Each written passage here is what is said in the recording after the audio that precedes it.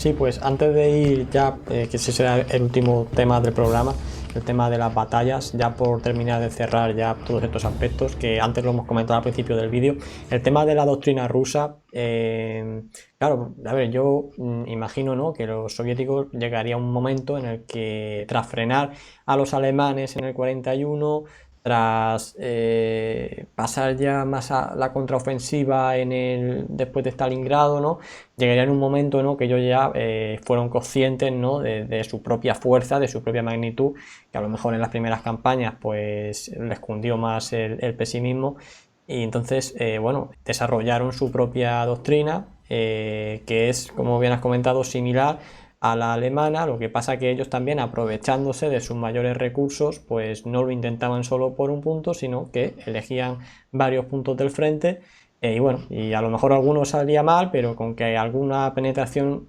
saliera bien, pues era suficiente, ¿no? ¿Cómo fue un poco el desarrollo de esta doctrina soviética? Sí, la doctrina soviética, que en castellano se conoce como de la batalla profunda, Mm. Globunskaya o Peratchilla le decían ellos, la desarrollaron en el periodo de entreguerras, en los años 30, 35. Tukayensky, Svechin, Iserson, todo un grupo de oficiales, muchos que venían de la caballería, veteranos de la Gran Guerra y de la Guerra Civil y de la Revolución, porque claro, los oficiales zaristas, la gran mayoría, habían sido mandados a Gulag o directamente fusilados con la victoria del Partido Comunista. Habían desarrollado una doctrina, un método de guerra específicamente ruso. Ellos, como vivían en un país tan amplio, los rusos siempre les gustó o siempre utilizaron el cambio terreno y tiempo. De igual manera que hicieron con Napoleón, que cedían y se internaban en su terreno para alejar al ejército napoleónico de sus bases de suministro, agotar a su tropa y enfrentarse a ellos de manera de desgaste hasta que llegase el invierno. Pues en Rusia el objetivo, el método de combate de esta batalla profunda era no terminar con el ejército en primera línea, con una batalla de aniquilación como la que buscaban los alemanes, con una inmensa bolsa de miles y miles de tropa enemiga, sino lo que buscaban los rusos era romper el frente en un sector muy amplio. De hecho, comparativamente, si los alemanes buscaban penetrar la primera línea en anchuras de 15 a 20 kilómetros, los rusos buscaban penetraciones de 80 kilómetros, roturas de 80 kilómetros, como mínimo, como máximo, digamos, roturas.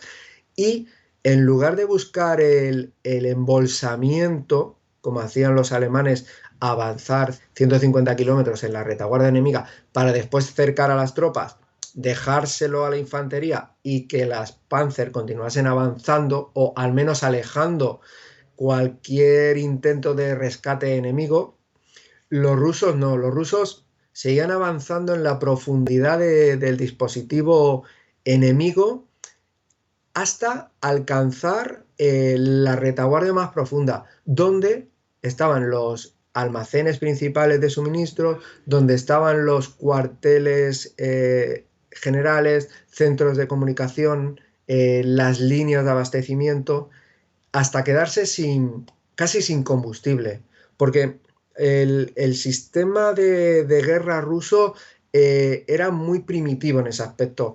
La logística existía, evidentemente, pero no era una logística tan elaborada y desarrollada como en otros ejércitos occidentales, básicamente.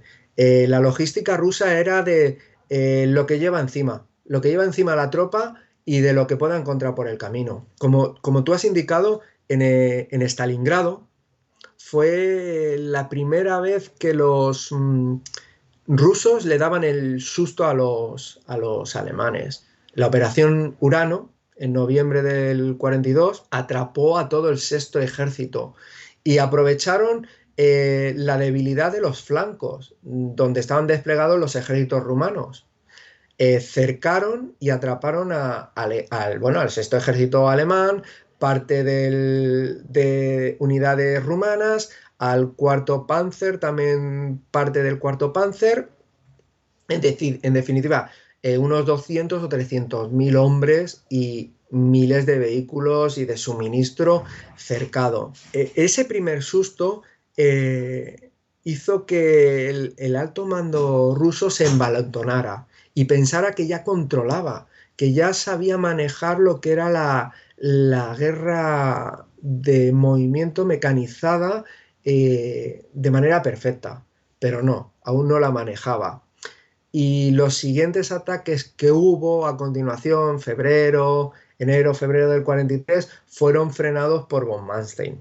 Pero lo que me venía a referir es que en uno de estos ataques, a posteriori del sexto ejército, en la operación Pequeño Saturno, los rusos lanzaron un par de grupos móviles. Eran unidades Panzer 334 con tropa montada encima, a lo ruso, como le llamaban los alemanes. Como no tenían vehículos de transporte, como podían ser los 251, los SDKFZ, los semi-oruga alemanes 251, el soldado ruso iba sobre el T-34. Entonces los lanzó a la retaguardia buscando los aeropuertos de Tanchinskaya y Morozov, donde se habituallaba el sexto ejército. Alcanzaron los objetivos de esos aeropuertos. Al menos en Tanchinskaya los T-34 llegaron. Destruyeron el aeropuerto, destruyeron los aviones que encontraron allí y cortaron el avituallamiento al sexto ejército. Pero es que no tenían plan de retorno. Cuando los T-34 llegaron allí, ya no tenían combustible, ya no tenían munición. Y el camino de retorno estaba lleno de tropas alemanas. El comandante pidió indicaciones al alto mando. Y la única indicación que recibió fue: le esperamos en tal punto, tal día. Búscate la vida. No tenían nada. Tuvieron que hacer un mejunje con aceite quemado de los motores de los aviones de la Luftwaffe y la gasolina de aviación, e hicieron una especie de diésel y volvieron como pudieron. Se perdió casi el 90% de la unidad. Eso era el tipo de operación que desarrollaban los rusos en aquel momento. No había plan B. Buscaban la retaguardia hasta agotamiento de sus recursos de combustible y munición, y una vez llegado allí esperaban de que el frente enemigo colapsara. Las penetraciones rusas buscaban eso: destruir y desestabilizar todo el frente, entrando lo más profundo posible, destruyendo sectores muy amplios de la línea de combate para obligar que se replegasen. No tenían otro objetivo más que eso. Antes comentaba que el escarpelo y el serrucho es eso. Si la guerra de movimiento alemana era un taladro, los rusos eran un martillo pilón. Es que no había sutileza. Sí, sí. Luego, bueno, ya lo has comentado un poco, ¿no? Que efectivamente Manstein en Kharkov se aprovechan un poco de estas puntas de lanza que han lanzado los soviéticos ya sin tener ni en cuenta en sus suministros, ¿no? Para frenarlos, pillarlos también por la espalda un poco, aislarlos y volver a estabilizar el frente. Pero